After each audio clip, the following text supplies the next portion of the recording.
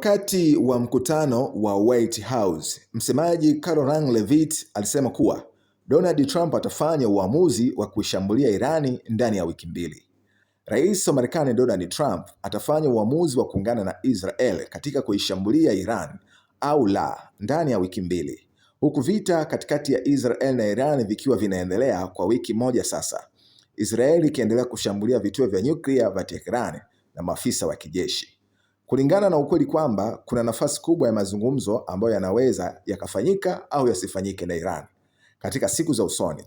Nitafanya uamuzi wangu ikiwa nitaendelea au kutoendelea ndani ya wiki mbili zijazo, Donald Trump alisema katika taarifa yake iliyosomwa na katibu wake wa habari Karoline Leavitt.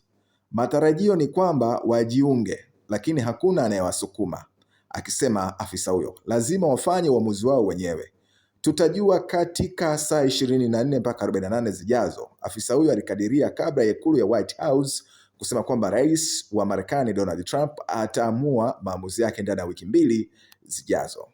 Waziri wa ulinzi wa Israel Katz anaratibiwa kikamilifu na waziri mkuu Benjamin Netanyahu juu ya vitisho vyake kwa kiongozi mkuu wa Iran Ali Khamenei, akisema kwamba afisa huyu Katz huwa anatoa matamshi yake kulingana na kile Netanyahu anachomtaka afanye.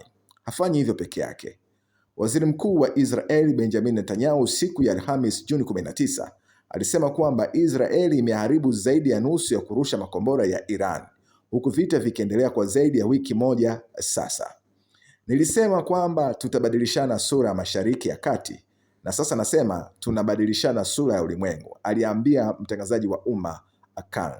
Netanyahu alisema kuwa Israeli ina uwezo wa kushambulia vituo vyote vya nyuklia vya Iran, lakini msaada wowote unakaribishwa. Aliongeza kuwa rais wa Marekani Donald Trump atafanya kile ambacho ni kizuri kwa Marekani, na nitafanya kile ambacho ni kizuri kwa taifa la Israel.